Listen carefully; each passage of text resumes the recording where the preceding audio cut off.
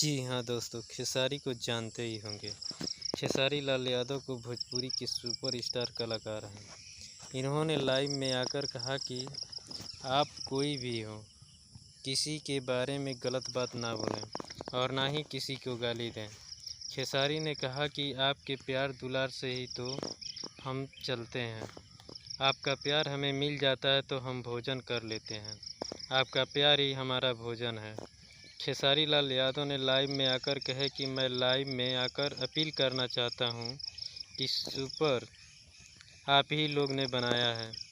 आप हमें कभी कभी कोई कुछ बोलता है तो आप लोग गाली गलौज मत करिएगा।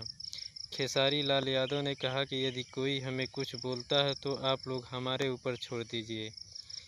यदि इसी तरह आज हमको कहा, हम बर्दाश्त कर लिए, एक ना एक दिन ऐसा होगा कि आज हमने बर्दाश्त कर लिया, यदि दूसरा कोई होगा तो वह बर्दाश्त नहीं करेगा। तो इसलिए सहनशीलता से जीवन को चलाना है।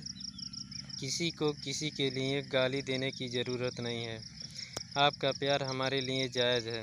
खेसारी लाल यादव ने कहा कि आपको लगता है कि खेसारी भैया को किसी ने गाली दिया तो खेसारी पर ही गलत कहिए, अपना गुस्सा दूसरे पर न दीजिए। जी हाँ दोस्तों, इसी तरह के वीडियो देखने के लिए हमारे चैनल को सब्सक्राइब करें और लाइक भी करें, ज़्यादा से ज़्यादा शेयर भी।